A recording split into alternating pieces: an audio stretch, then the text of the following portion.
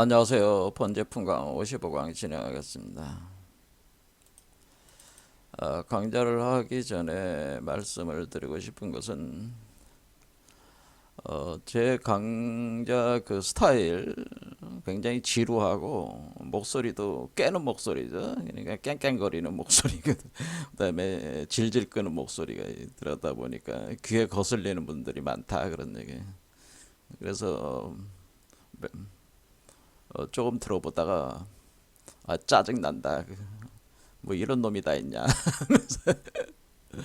나가시는 분들도 계실 것 같아요. 그런 또 의견들을 말씀은 안 하셔도 그런 짜증이 나시는 분들도 있을 텐데 그렇다고 해서 저한테 이제 충고로 그런 스타일을 좀 바꾸시면 어떻겠냐 그렇게 하시는 분들이 있는데 저는 그렇게 그 제 스타일을 상황과 환경에 맞게 이렇게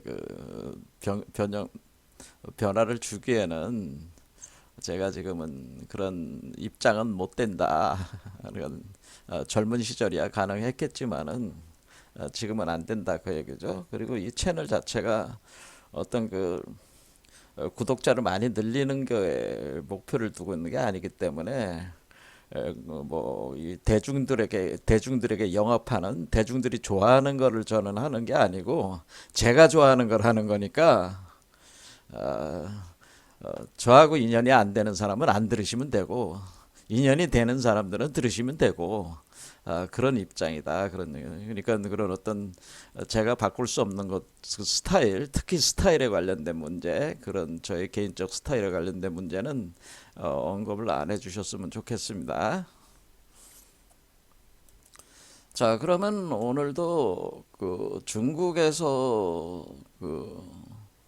어, 대종고라는 분이 이번에 그 생물연대가 1089년에서 1163년 요 사이인데 이분이 창안하신 수행법이 바로 가나선이라고 하는 거죠. 화두 가나선.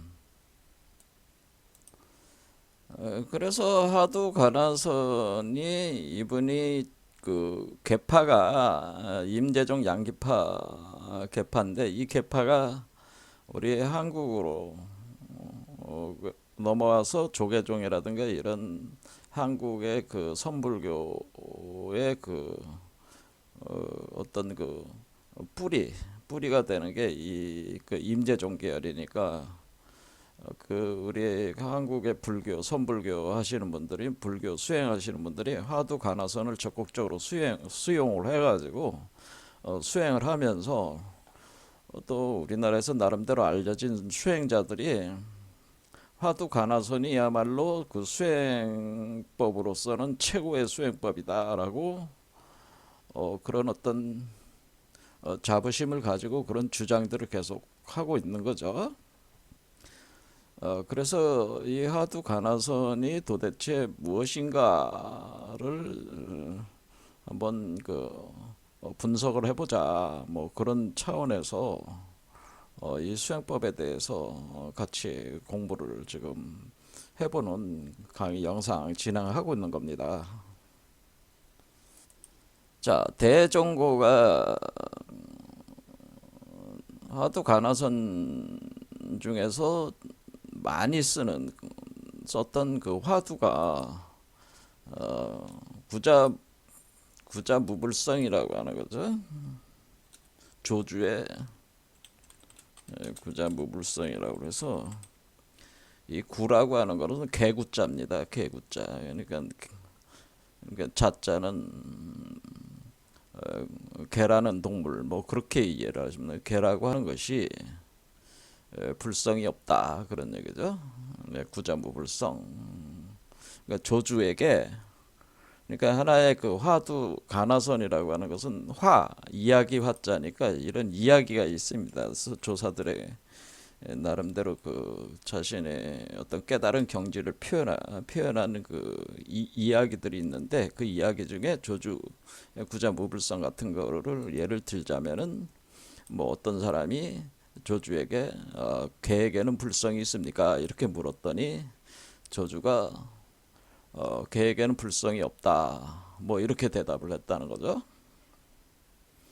그러니까 일반적 수행자들은 석가모니께서 그 말씀하시기를 일체중생 시류불성이라고 그래서 모든 그 중생, 여기서 중생이라는 범주에는 개나 고양이, 뭐 개미 이런 것도 다 포함이 되는 거거든요. 그러니까 이런 동물들도 불성이 있는데 왜 조주는 없다고 하는 거냐 그런 얘기죠. 그거가 이제 의문이 떠오른다는 거죠. 의문을 이렇게 딱 제기가 된다. 또 어떤 사람이 또 조주에게 물었습니다.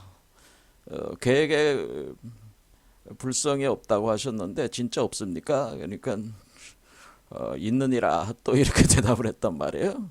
그래서 조주가 어떤 때는 없다고 하고 어떤 때는 있다고 하면서 이 그런 이야기 이렇게 이야기가 구성이 돼가지고 요걸 가지고 왜 그러한 것인가에 대한 거를 이제는 참고한다라고 하는 거죠. 이렇게 참고한다. 그 의심을 가지고 왜 그런 거지? 하면서 이렇게 의심을 가지고 이렇게 참고를 하게 되면은 의심이 깊어지면은 의심이라고 하는 마음이 이 정이 된다는 거죠. 그러니까 감정이 들어가게 된다는 거죠. 그러니까 의심하는 정이 생긴다는, 정이 깊어진다는 거예요. 이 의정이 깊어지면은 뭐예요? 앉아나 서나 누워 있거나 말을 하고 있거나 어묵동정 뭐 행주자와지간에 뭐가 있다는 거예요? 이 생각만 떠오른다는, 이 화두 생각만 떠오르는. 그러니까 의정 상태라고 하는 것은 어묵동정 행주자와 간에 화두, 이 화두만 떠오른다. 화두만 떠오른다는.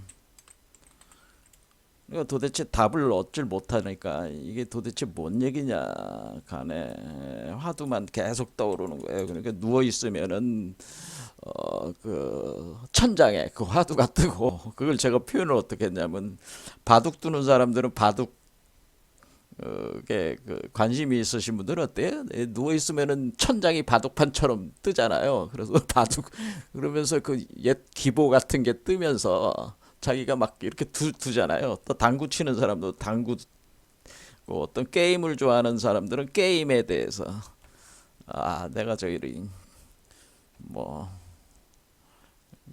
그 게임들 그 뭐라 그러나 FPS 계열이라고 해서 뭐 총 쏘고 막 그렇게 수류탄 던지고 뭐 그런 게임 있잖아요. 그런 게임들 좋아하는. 그런데 내가 이렇게 팀을 이뤄서 할 때, 요렇게 여기 왔을 때 이렇게 했었어야 되는데, 어떻게 뭐 어떻게 깰까, 요렇게 뭐 깰까, 뭐 그런 거라든가, 뭐 게임들도 그런 게 있죠. 스타크래프트라든가 너무 유명한 또 게임들 많잖아요. 그러니까 이렇게 뭔가 이렇게 그 자기가 좋아하는 거, 특히 이제 수행자들은 뭐예요? 이런 거죠. 이런 화두를 이런 화두에 대해서 이제 관심을 갖는 거죠. 관심을 갖고 깊은 관심이 일어나는 내용이니까 이걸 더욱 더 깊이 이거를 참고를 하게 된다. 그래서 화두만 떠오른다 그런 겁니다. 어묵동정 행주자간에 이런 상태가 의정이 사무치는 상태다 그런 겁니다. 그러면은 의정이 사무친다. 그러니까 의정이 사무친다면은 오로지 그 생각만 나는 거죠. 그 생각만 나니까 그것을 그 생각만 난다는 게 이 의자를, 그래서 표현을 제가 하기를, 여러분들이 의심할 때 의자는 의심을 한다는 의자가 이렇게 생겼단 말이에요. 이게 의심 의자란 말이에요. 의자다. 그런데 우리가 응고한다, 응고가 된다, 고화가 된다 할 때 응고. 그러니까 우리가 응고라는 말을 쓰잖아요. 응고. 그러니까 응고 또는 응결 뭐 이런 말을 써. 응결, 뭉쳐가지고 결정이 된다. 뭐 응결, 뭐 응고 뭐 이런 응고라고 해봅시다. 그러면 응고가 됐다는 거는 뭉쳐가지고 고화됐다는 얘기잖아요. 그러니까 우리가 여러분들이 약을 다리는 거하고 비슷하다 그런 얘기입니다. 약을 계속 예전에는 약탕기 안에다가 약 재료를 놓고 막 다리잖아요. 다리고 어, 한 번 다린 뒤에 어떻게 해요? 그 찌꺼기를 버리잖아요. 일단 1차로 버리고 또 남은 거 가지고 또 다리잖아요. 그럼 또 찌꺼기가 나오잖아요. 그럼 또 찌꺼기를 버려. 또 다려.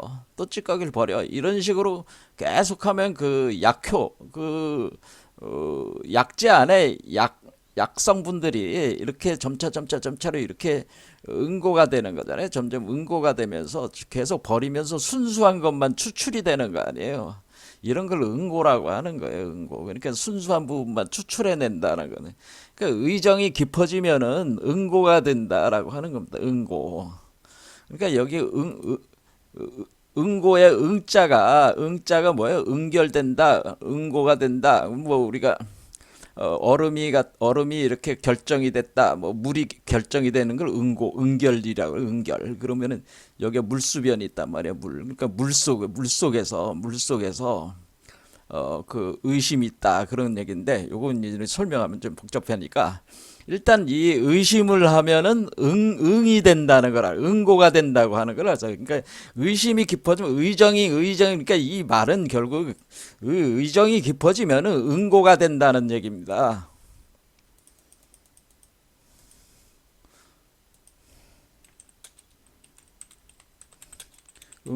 응고가 된다. 그거를 뭐라 하느냐면 의단 동로라고 이렇게 표현한 겁니다. 그러니까 의심이 깊어지면 응고가 된다. 할 때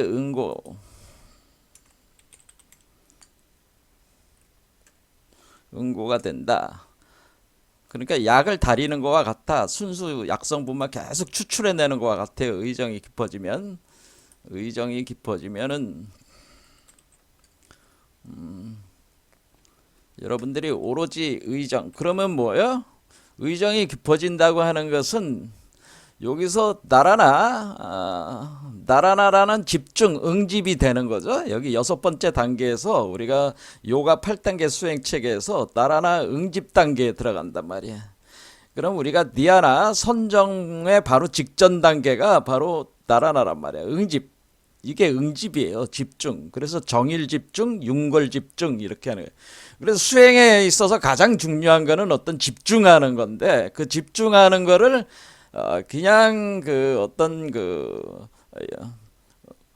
어떤 대상차 유생산매라고 해가지고 어떤 그 전등이라든가 촛불이라든가 또는 이런 그림이라든가 이런 거를 관화해서 만다라 같은 거를 관해가지고 이렇게 집중하는 방법도 있지만은 그런 거는 응집시키는데 힘이 약하다는 거예요. 그래서 우리가 근데 이렇게 화두를 가지고 의심을 집중시키면은 어떻게 되는 거예요? 이 화두 자체가 다른 어떠한 유상산매보다 강력한 유상산매 메커니즘이 작용이 된다고 하는 거죠. 그러니까 우리가 단순히 어떤 그림이라든가 어떤 물건을 이렇게 관하는 그 유상산매보다 화두를 관하는 것이 더 강하다라고 하는 겁니다. 그러니까 화두를 하는 겁니다. 왜냐하면 그 정일 집중하기 위해서죠. 응고가 된다고 하는 것은 정일 집중이 됐다는 겁니다. 그러니까 응고가 된다는 건 정일 집중. 많이 쓰는 말이 정일 집중이요. 이것이 바로 우리가 나라나라고 그랬죠. 나라나. 그 6번째 나라나 단계가 정일 집중. 정이 하나로 집중이 됐다. 정일 집중. 그다음에 그 윤걸 집중이라도 윤걸 집중이라고 그래서 그 요임금이 순임금한테 이렇게 그 교시를 내릴 때 너는 항상 그 윤걸 집중하라 그런 얘기입니다. 그러니까 윤걸 집중할 때 윤걸 뭐 이거 안 쓰겠습니다. 시간을 걸릴 거니까. 자, 아무튼 정일 집중 개념이란 말이에요. 이렇게 집중을 시키는 집중하는 게 응고시키는 거죠. 자, 이런 개념이 뭐냐면은 사실은 이것도 이제는 주역 같은 데에 나오는 거예요. 여기 중지공개 보면은 문헌전에 상육효 요효에 뭐라고 써 있냐면은 문헌전에 이렇게 써 있는 거죠. 요거 중지공개 문헌전에는 요 맨 위에 있는 여기에 이렇게 써 있다. 한자로.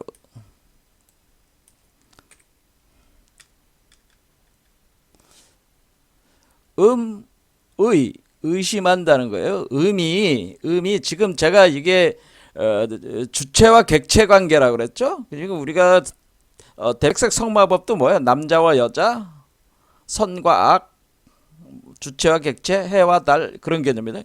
여기서 음과 양이잖아요. 그러니까 음이 의심을 해. 양을 의심하면은 음이 양을 의심을 한다는 게, 음이 양을 의심하면은 필이 반드시 전쟁이 일어난다 그러는.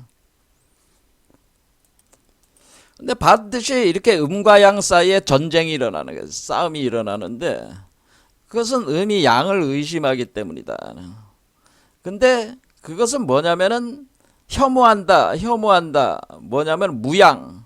그러니까 음이 혐오를 한다는 거예요. 왜? 나한테 양이 없다. 무양. 양이 없는 것을 혐오하기 때문이다. 그런 얘기예요. 그러니까 음이라고 하는 것은 우리가 남자와 여자 이렇게 할 때 여자는 여성 순수한 음은 그 남성의 그 양성이 없으면은 순수한 음은 그 양성을 자기 안에 포태시키기 위해서 양을 잡아먹는 그 형상이 일어난다네. 그래서 이렇게 싸움이 일어난다는 거예요. 싸움. 그것을 가리켜서 그것을 칭해서 용이라고 한다. 그렇게 용.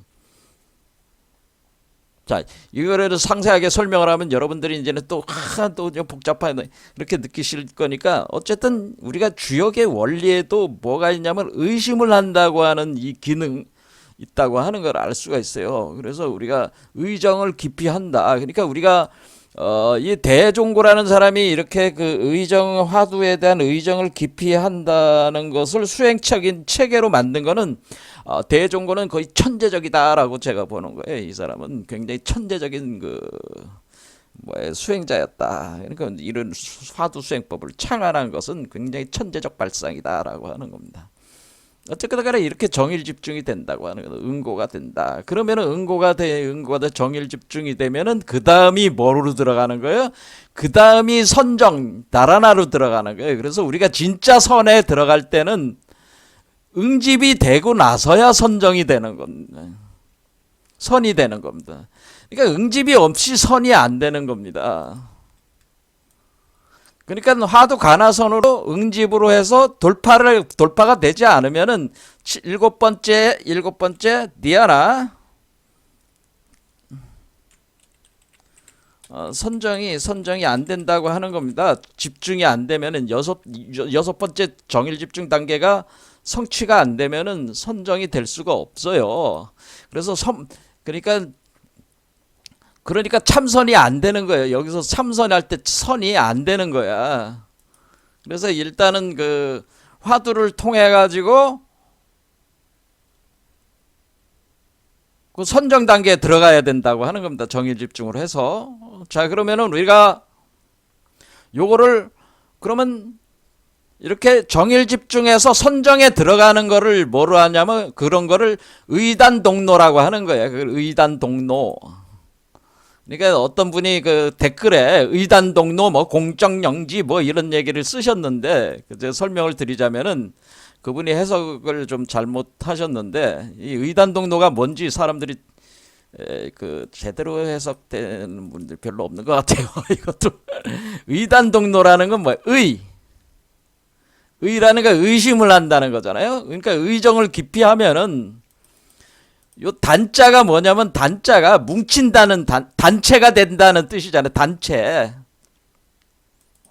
자, 그러면 한자를 보겠습니다. 단자를. 자, 의심을 깊게 하면은 의심이 깊어진다. 의정이 깊어지면은 응고가 된다라고 하는 거는 정일 집중이라고 하는 건데, 그러면 응고가 된다고 하는 게 뭐냐면은 의단 동로에서 의심이 의정이 깊어지면 단이 된다고 하는 겁니다. 이 단은 뭐냐면 둥글단자란 말이에요. 경단단자. 둥글다, 둥글다, 둥글다, 모인다, 또 빚다, 반죽한다 그런 뜻이.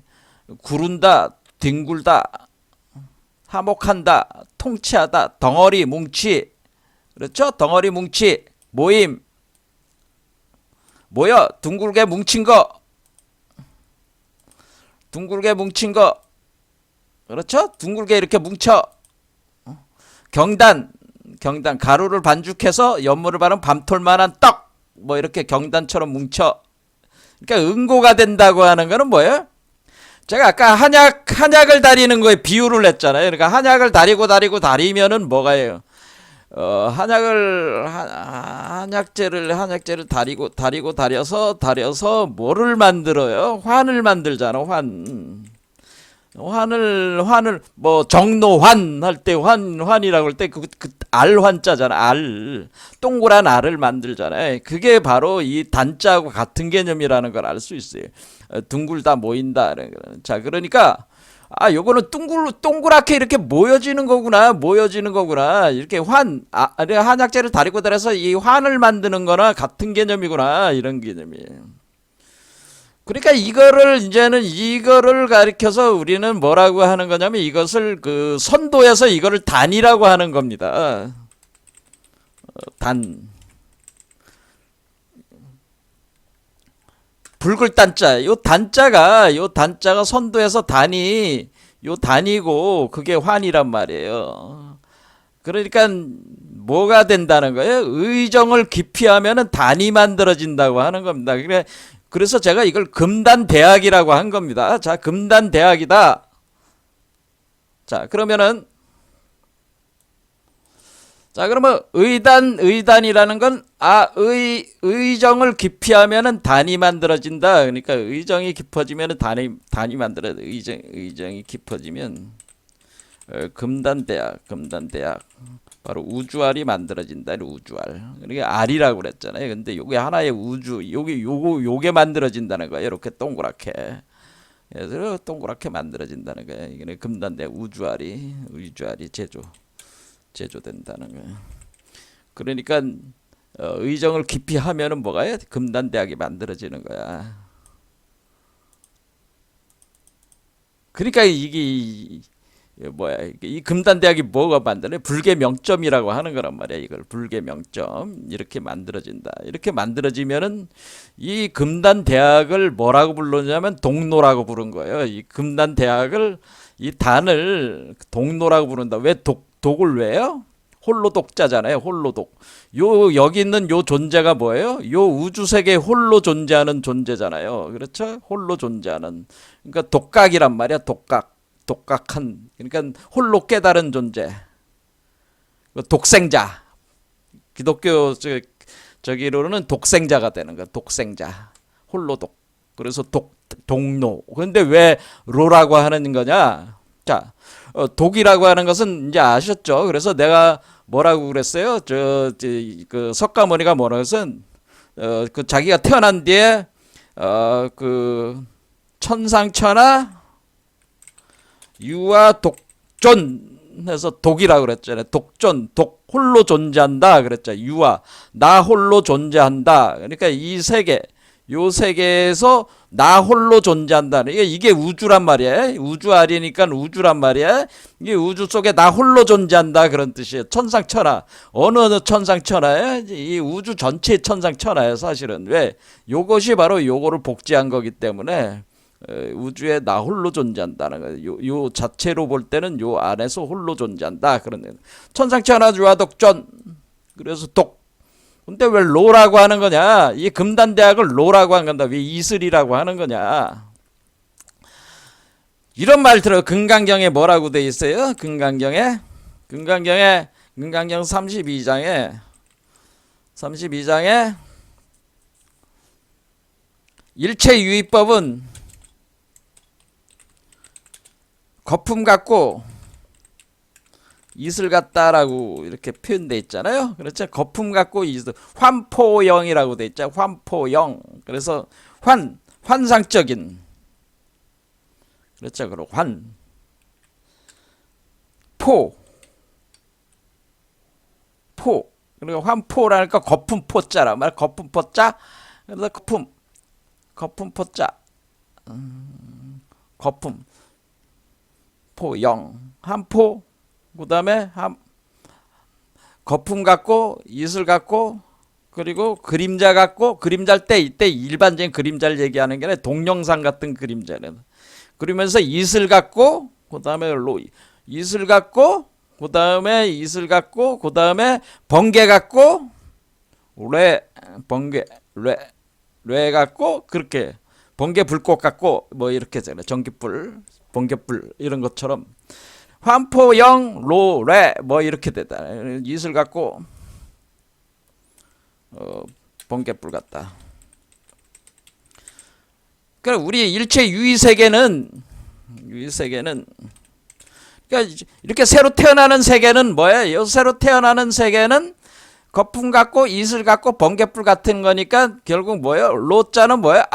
이게 지금 홀로 동로한다고 하는 것은 이 독생자 유아 독존하는 세계가 이슬과 같은 그 유의 세계로 태어났구나라고 하는 것을 알 수가 있다는 거죠.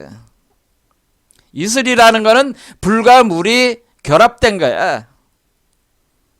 거의 비슷한 힘으로. 불과 물.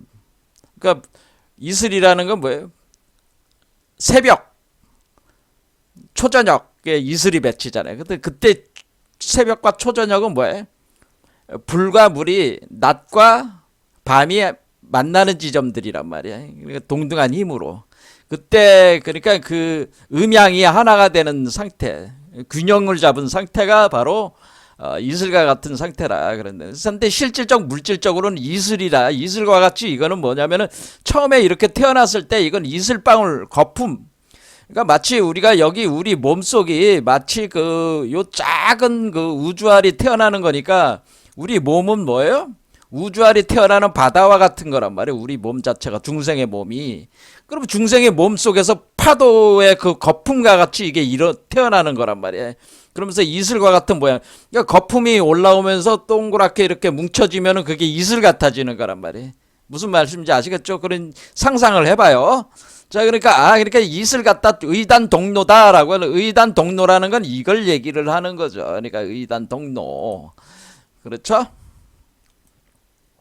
그걸 얘기한 거란 말이야. 이게 의단 동로가 됐을 때가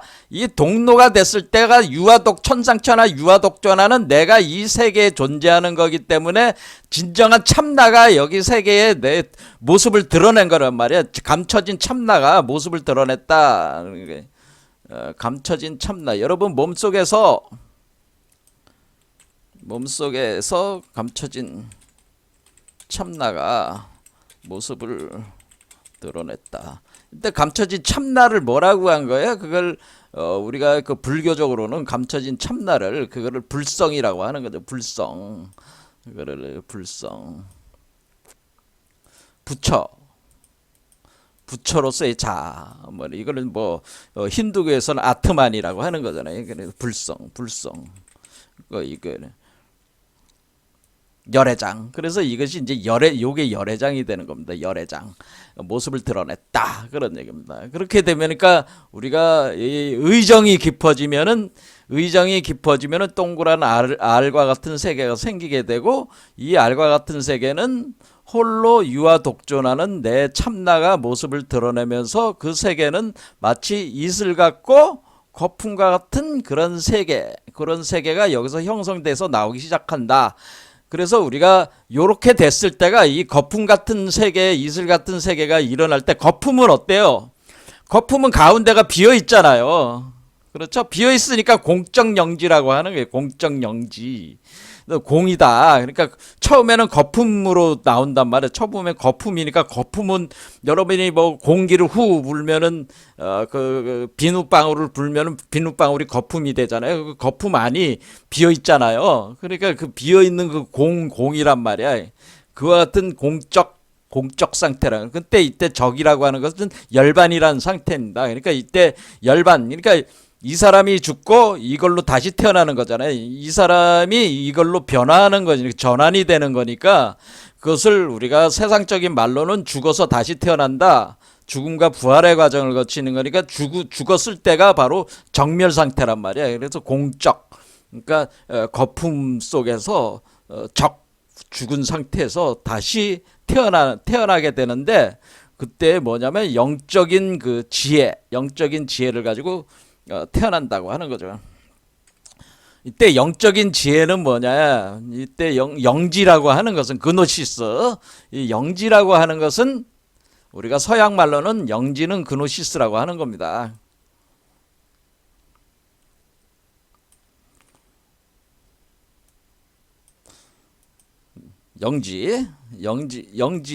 영지를 뭐야? 우리가 여태까지는 우리의 그 지혜라고 하는 것은, 우리 지혜는 지금 어떻게 된 거야? 우리 지혜는 인간이 가지고 있는 그 지혜의 상태는 분별지로 가지고 있다. 분별지. 자, 우리는 모든 세계를 인식을 할 때, 우리가 세계를 인식할 때 선언적으로 이 세계를 인식할 때 이원 분별적인 구조로 인식하게 돼 있어요. 여러분들이 아무리 그 무분별지, 부처와 같은 생각을 가지고 싶어도 그게 불가능한 게 왜 그러냐면, 인간이라는 것 자체가 분별지의 그 사유 패턴을 기본적으로 선언적으로 가지고 있다고 하는 겁니다. 그러니까 우리가 인간의 의식은 본질적으로 선언적으로 애초에 그 이원 분별시, 인간의 의식은 선언적으로 세계를 이원 분별로 인식한다고 하는 겁니다. 인간의 의식, 인간의 마음이라고 하는 것은 애초에 선엄성을 가지고 있는데, 그 선엄성은 세계를 이원 분별로 인식하는 선엄성을 가지고 있다고 하는. 그러니까 여러분들이 아무리 세상을 이렇게 그 부처의 마음을 가지고 보고 싶어도, 인간이나는 어때요?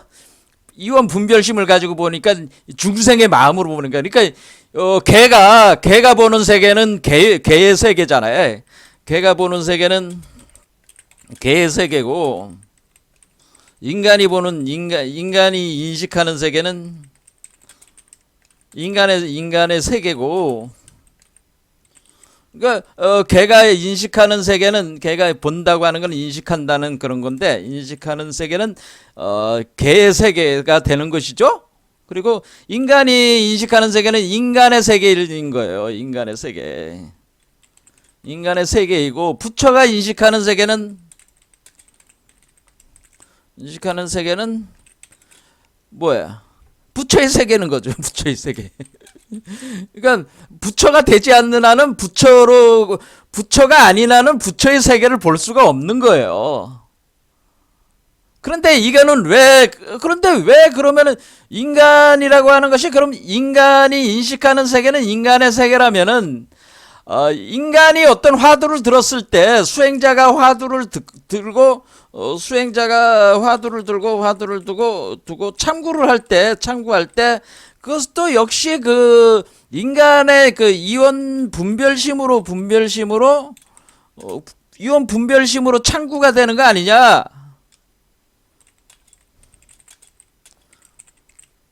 그건 당연한 얘기겠죠. 수행자가 화두를 들고 참구할 때 여러분들은 화두 자체가 이원 분별심으로 참구를 할 수밖에 없어.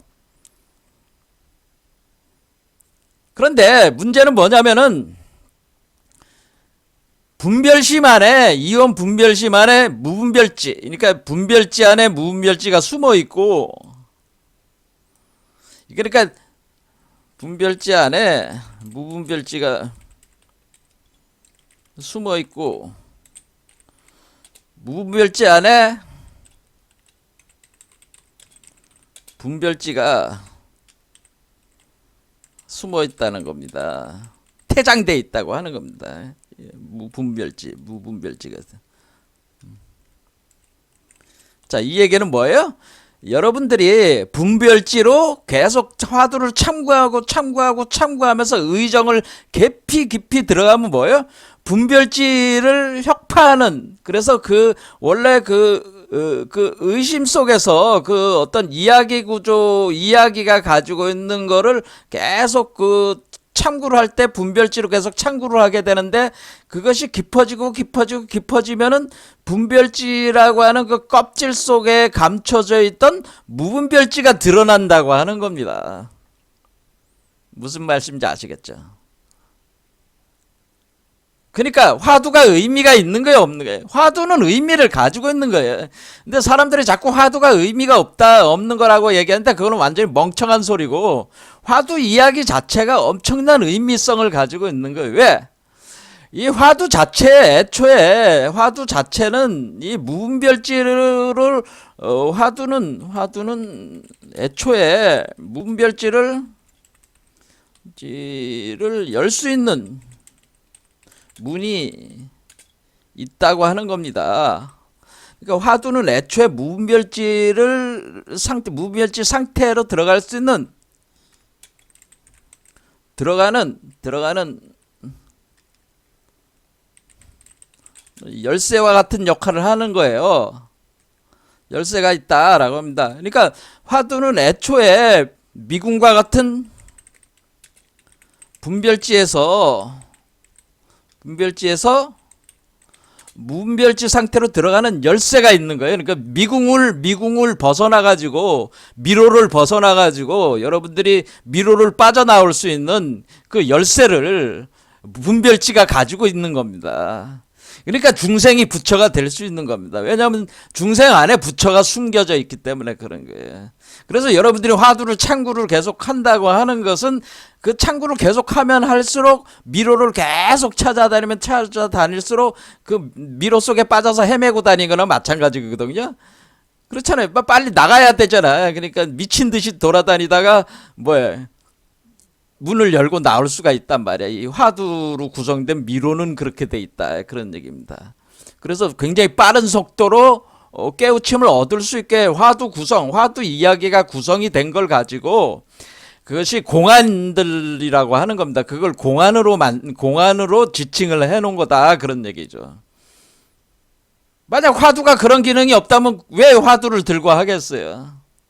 그냥 제가 말씀드렸듯이 이런 대백색 성마법 그림을 본다든가, 촛불을 든다든가, 일만만자를 본다든가, 부처의 상을 본다든가, 어차피 유상산매인데, 진언을 한다든가, 백고를 관한다든가, 이런 거로 하질 않고, 화두를 두고 화두가 빠르다고 하는 것은 이것이 굉장히 빠른 속도로 이것이 미로를 열어서 문을 열고 무분별지 상태로 들어갈 수 있는, 분별지 상태에서 무분별지 상태로 들어갈 수 있는 열쇠가 있다고 하는 겁니다. 자, 그럼 우리가 공적 영지. 자, 그래서 공적 영지라고 하는 것은 일단은 이것 자체가 그 의단이 구성이 되면서 요 자체 안이 텅 빈 그 공적 상태가 되면서 우리가 공성 상태가 되는 겁니다. 공성 상태가 된 상태에서 이 세계가 다시 구성이 되면서 나오는데, 그때 영적 지혜가 성장을 하면서 나오는데, 그것을 보통 가리켜 가지고 우리가 전식득지라고 하는 거예요. 전식득지. 그러니까 영지의 획득 과정, 획득 순서. 이것을 뭐라면은 전식득지다. 그러니까 바꾼다는 거예요. 바꿔라, 바꿔진다. 식이라는 건 마음이죠. 전식득지, 마음을 지혜로 바꾼다. 얻어라, 바꾼다. 득지, 전식득지, 이렇게 얘기를 합니다. 전식득지. 자, 그러면 전식득지 과정은 어떻게 되냐면, 처음에는 여러분들의 마음이 영지가 이제는 공적 영지가 열 때, 이 영지는 원래 이 본래적인 본래 면목, 그리고 본지 풍광의 원래 지혜의 빛이 들어와서 여기를 비추기 때문에 이 지혜의 빛이 백그라운드에 깔려 있는데 그 백그라운드에 깔려 있는 그 지혜의 빛을 가리켜서 법계 채성지라고 하는 겁니다. 그것을 구식 법계 채성지.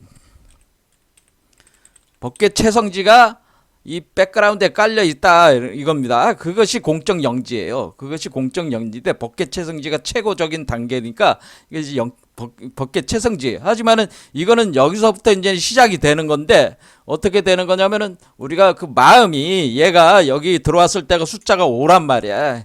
그러니까 오식 전 오식이 그래서 전 오식이 우리가 성소작지로 전 오식이라는 그 마음의 상태가 성소작지로 변화가 일어난다. 그것이 전식특지 1단계란 말이에요. 그다음에 육식이 우리가 보통 생각하는 거의 모든 그런 거의 모든 99%의 의식이 99%가 아니라 한 80% 정도 되겠죠. 뭐 아무튼 우리가 생각하고 뭐 그런 건 거의 모든 게 다 그 육식에 닿아서 거의 일어나는 거예요. 여러분의 두뇌로 생각하는 게 다 육식이다 이렇게 생각하면 돼. 또 육식이 뭐냐면은 그 묘관찰지로 되는 거예요. 관찰지.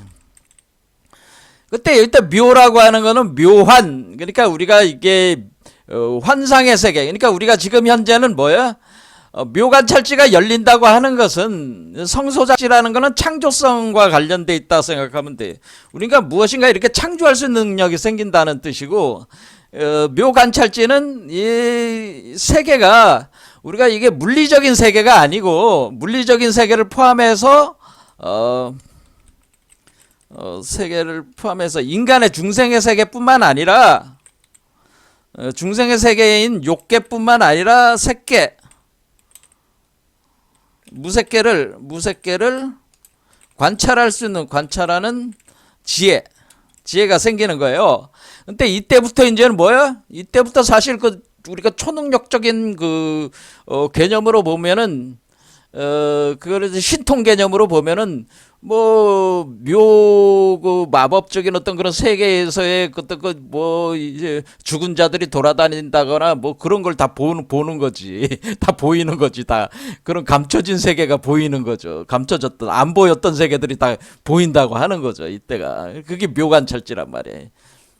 그래서 우리가 뭐냐면은 지금 새로운 세계가 열리는 거를 뭐라고 얘기했어요. 그것을 거품 같고 그다음에 환상 같고 환상 같고 환상이라는 게 뭐예요? 환상이 묘한 세계가 환상이자 환상 세계 그게 바로 묘한 세계란 말이에요. 그러니까 그걸 아스트랄계라고 하는 겁니다. 거품 세계. 환상 세계, 거품 세계가 그다음에 묘한 그다음에 그림자 같고 그러니까 이것은 동영상 같다 이게 영상 같은 세계. 동영상 같은 우리가 이제 그 영화 같은 거 이렇게 볼 때 그 영상 같은 세계가 열린다. 그래서 이슬 같은 세계, 번개 같은 세계, 이 세계 이런 세계가 열린다고 하는 거죠. 그러니까 이게 금강경 32장이 이런 걸 얘기를 하는 겁니다. 이 세계가 열린다는 걸 얘기를 하는 겁니다. 그런데 본질적으로 모든 세계는 바로 이와 같은 세계에 기초를 해서 만들어지고 있다고 하는 것을 또 얘기하는 것이기도 합니다. 이게 어쨌든 이때 우리는 묘관찰지가 이제 발동을 해서 육식이 묘관찰지로 이제 바뀌면서 우리 눈에는 그냥 어떤 일반적인 어떤 그 사물만 보였는데 이제는 사물 뒤에 있는 감춰진 것들이 다 보이기 시작하는 거야. 안 보였던 것들이 보이는 거야. 체험을 하는 거야. 이때부터. 무슨 말인지 아시겠죠? 그다음에 이제 칠식이라고 해서 이제는 칠식을 말라식이라고 하는 거예요. 말라식이라고 하는 것이 우리가 평등성지로 바뀐다. 말라식이라는 건 개체의식인데 개체의식이 어떻게 되는 거예요? 내가 잘났다는 거 아니야 한마디로. 근데 평등성지는 뭐예요? 세계 일체가 다 평등하다는 것을 이제 깨닫는다고 하는 거예요. 네. 자, 아무튼 평등성지가 열린다 그런 얘기입니다. 그 다음에 팔식을 우리가 아레야식이라고 하는 겁니다. 아레야식이 뭘로 바꾸냐면은 대원경지로 바꾼다. 이때는 거울 큰 대원이라는 게 뭐예요? 큰 둥그런 크고 둥그런 그 거울과 같은 이때가 이제 거울 얘기가 이때 우리가 뭐 해능과 신수의 그 거울 얘기가 이 거울을 얘기를 하는 겁니다. 대원경지. 그래서 거울경자를 쓴다 그런 얘기입니다. 대원경지다라고 합니다. 그 대원경지가 열린다라고 하는 겁니다. 그 다음에 요게 이제 구식이 법계채성지인데 제가 말씀드렸듯이 법계채성지는 애초에 이 법계채성지가 비추고 있다 그런 얘기입니다. 왜냐면 이건 이미 구식 단계 와 있는 거니까 비추고 있기 때문에 요게 9단계는 법계채 이 일진 법계 자체 이 법계 전체의 그 모든 것을 깨닫게 되는 그 지혜가 이때 열린다고 하는 거죠. 자, 이런 식으로 우리의 마음이, 그러니까 그 누가 바뀐다는, 얘가 성소작지부터 성소작지, 묘관찰지, 평등성지, 대원경지, 법계채성지로 얘가 성취해 가는 거죠. 얘가 성취해 간다. 그런 얘기입니다. 그것이 공적영지, 그러니까 그것이 이 공적영지가 이제, 공적영지는 심장 차크라에서 빛의 심장이 깨어나, 빛의 심장이 깨어나면은, 발동하면은 여기서 이제는 뭐냐면은 공성 연기가 다시 그러니까 색즉시공 공즉시색 그러니까 색즉시공 공즉시색 그러니까 색즉시공이 돼서 공성이 발동을 하면서 공즉시색하면서 연기가 다시 작용을 하면서 공성 연기 그러니까 공성 상태를 갖춰서 우리가 공적 상태로 이때를 영지 상태에 와 있는 공적 영지 상태에서 우리가 그것이 비춰 들어와 있는 바탕인 상태에서 성소작지, 묘관찰지, 그다음에 평등성지, 대원경지로 이렇게 그 생명의 수준이 업그레이드 된다잖아요. 업그레이드. 그렇죠. 업그레이드 되면서 얘가 이제 자라나는 거죠. 이렇게 생명의 수준이 성장한다고 하는 겁니다. 자, 그러니까 우리는 뭐라는가? 제가 누차 얘기했듯이 이쪽은 여기가 지식의 지혜의 나무요. 여기는 생명나무라고 그랬잖아요. 요게 제가 말씀드렸듯이 호크마가 남성 지혜. 그러니까 우리가 카발라에서 호크마는 남성 지혜, 비나는 여성 이해인데 요게 바로 생명이죠. 생명. 그러니까 남성의 지혜를 여성적인 이해, 여성성이라고. 그러니까 이때는 그 호크마라는 남성성을 그 비나라고 하는 여성성이 이해를 하는 거예요. 그러니까 그게 뭐 엔코딩이라고 하면 엔코딩. 그러니까 코드를 바꾸는 거예요. 이렇게 코드를 이렇게 바꿔봐. 우리가 지금 DNA 복제하는 것과 같아. 이쪽 DNA를 갖다가 이쪽 그 남성적인 DNA 사슬과 이게 맞아야 되는데 복제 과정에서 오류가 발생해. 오류가 발생하면은 고장 난 거잖아요. 그게 뭐야? 그게 인간이야. 근데 완전한 이해가 되면은 어때요? 완전한 이해가 되면은 완전한 존재가 되는 거지. 그러니까 요게 이해가 된다고 하는 것은 번역한다는 얘기야. 번역. 엔코딩 한다는 얘기야. 엔코딩. 그럼 요걸 다시 이쪽으로 가는 코딩 하는 거고, 엔코딩하고. 자, 이렇게 할 때 우리가 이 둘 사이에 완전한 이 지혜를, 완전한 이해를 갖게 되면은 완전한 지식을 얻게 되는데 이 완전한 지식이라고 하는 것은 분별지 플러스 무분별지를 다 갖게 된다는 거죠. 그러니까 우리가 이때 지식할 때 분별적 지식, 무분별적 지식 양쪽 측면에서의 완전성을 성취한다고 하는 겁니다.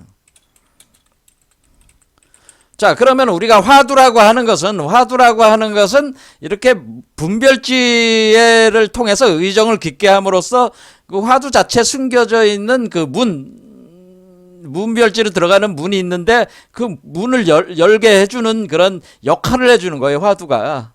그래서 화두를 깊이 의정을 하면 할수록 그 집중력이 강해지면서 그것이 그 문이 열리기 시작한다. 깨진단 말이야. 문이 깨져. 문을 깨고 문을 열고, 그러니까 문과 저쪽 세계와 이쪽 세계 쪽에 칸막이가 돼 있는데 그 칸막이를 부수고, 그것을 보통 은산철벽이라고 하는 겁니다. 그 절벽이, 그 은산철벽 또는 어떤 벽을 깨부수고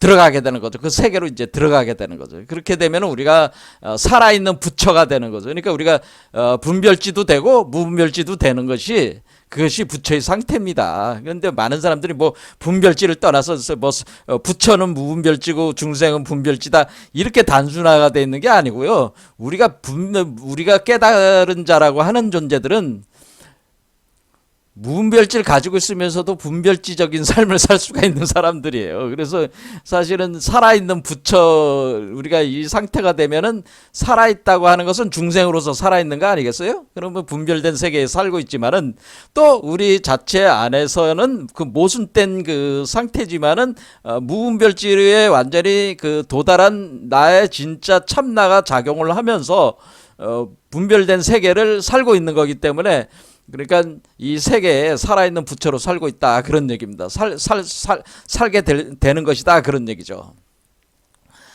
자, 그래서 제가 말씀드리고 싶은 것은, 화두라고 하는 것을 자꾸 이제 사람들이 생각을 할 때, 화두라는 것이, 화두는 그 어떤 분이 이제 글을 쓸 때 이 화두는 그냥 뭐 그냥 단순히 뭐 이게 저기 하는 거, 그 뭐야 그 정신 집중하게 하는 역할밖에 하는 게 없고, 제가 이제는 그 스님들하고 이렇게 대화를 해보면은, 스님들은 화두를 어떻게 이해를 하고 있냐고 제가 이제 물어보면은, 보통 화두라고 하는 것은 의미가 없는 겁니다, 뭐 이런 식으로 해. 화두는 의미가 없다. 화두는 어떤 의미도 없다. 그냥 정신 집중 역할을 하는 거다. 이게 뭐야, 이게 깨달음을 이끄는 역할만 하는 거지. 근데 의미가 없는데 무슨 깨달음에 의미가 없다면은 그걸 굳이 우리가 화두를 들 필요가 있냐? 또 이렇게 생각할 수 있는 거 아니에요? 화두가 의미가 없는 게 아니죠. 화두에는 의미가 있습니다. 그래서 제가 스님들한테 말씀드리고 싶은 거는, 화두에 의미가 있습니다. 단지 여러분 자신이 그 의미를 파악이 안 되고 있을 뿐이죠. 여러분 자신이 의미를 이해할 수 있는 지적 수준이 아직 안 됐기 때문에, 여러분들이 수준이 한마디로 노골적으로 얘기하자면 여러분들의 자신의 수준이 낮기 때문에 화두를 이해할 수가 없는 겁니다. 화두는 이해가 될 수 있습니다. 그는 제가 우리 선사들, 조사들이 주로 만들어낸 이 공안들이 가지고 있는 화두들은 사실 거의 다 이해를 할 수가 있습니다.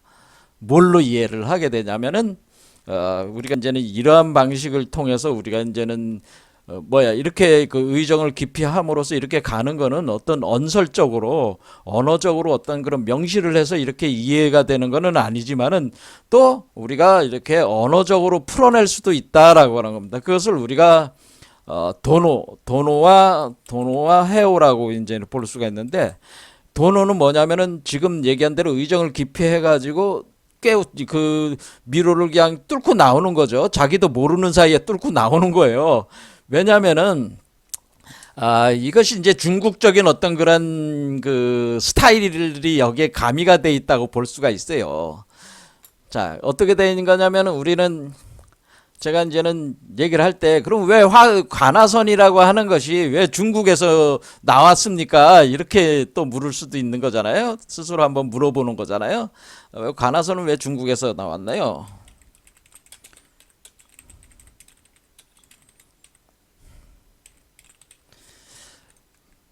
자, 가나선이라고 하는 것은 중국에서 만드는 거잖아요. 대종고란 사람이. 근데 대종고란 사람이 북송시대 사람이잖아요. 자, 이때가 바로 이때 선불교가 왕성하게 번창할 때의 시기가 언제냐면은, 선불교 번성 시기에 수많은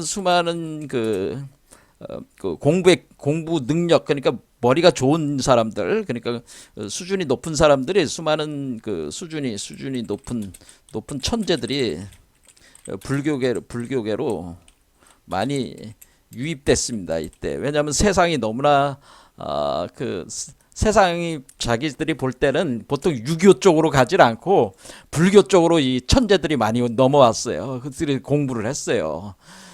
그런데 이 사람들이 이 천재들이 그러면은 넘어왔을 때 그냥 넘어왔겠습니까? 기존의 자신들의 그 학문을 갖추고 있었을 거 아니에요. 근데 그게 다 보통 그 학문을 보통 인문학이라고 하는 거 아닙니까? 인문계열, 뭐 시라든가 뭐 산문이라든가 뭐 이런 인문을 갖추고 있었다 그 얘기예요. 그래서 이 인문을 통해 가지고 어떤 깨달음의 이치를 설명을 하게 되는데 그것을 시로 설명을 하는 겁니다. 개송이라는 형식으로 표현을 한다. 그런데 왜냐하면 인문에 능통한 사람들이었기 때문에 학식이 깊은 사람들이었기 때문에 이 개송이라는 형식으로 이제 표현을 하게 되면은 그 개송이라는 형식 안에는 개송은 어떠한 형식으로 이렇게 설명을 하게 되냐면은 상징과 비유 형식으로 개송은 일종의 시적 양식으로 상징과 비유를 통해 이치를 설명한다고 하는 겁니다. 그러니까 상징과 비유를 통해 이치를 설명한다. 그러니까 이치를 설명하는 방식에는 또 다른 방식이 있는데 그게 뭐냐면은 우리가 논리적으로 설명하는 방식이 있어요. 형식 논리적. 그 다음에 부정 논리학에서는 또 이제는 불교에서 많이 쓰는 게 부정 논리학이라는 게 있어요. 부정 논리학. 이거는 용수가 쓰는 부정 논리학. 또 여러분들이 잘 아는 헤겔 논리학은 변증 논리학이라는 게 있죠. 그러니까 논리학 계열로 이렇게 설명하는 것들은 다 뭐냐면은 어때요? 알파벳 문자를 사용하는 국가들이 알파벳. 그러니까 알파벳 형식의 문자 형식, 알파벳 문자와 언어 형식을 사용하는 사람들은 거의 다 어떤 이치를 설명할 때 주로 형식 논리학이나 부정 논리학, 변증 논리 같이 이렇게 논리학으로 설명을 해 나간다라고 하는 겁니다. 그런데 이 형식 논리학은 철저히 이건 이원 분별심적인 논리고 형식 논리학으로 안 되니까 부정 논리학이 나온 거예요. 또 부정 논리학보다 한 발 더 나간 건 이제 변증 논리학인데 보통 불교는 요 형식 논리와 부정 논리를 사용을 한 거다 그런 얘기입니다. 변증 논리는 나중에서 나온 거니까. 근데 원래 연기법 자체는 변증 논리적 특성이 더 강합니다. 자, 지금 시간이 없으니까 다 설명을 못 하겠지만은 다음 시간에 뭐 설명하게 될지 모르겠습니다. 어쨌든 알파벳 문자와 형식을 가진 사람들은 주로 이제는 서술적이고 논리적인 형식으로 이치를 설명해요. 근데 지금 이 한자 문화권은 어때요? 한자 문화권은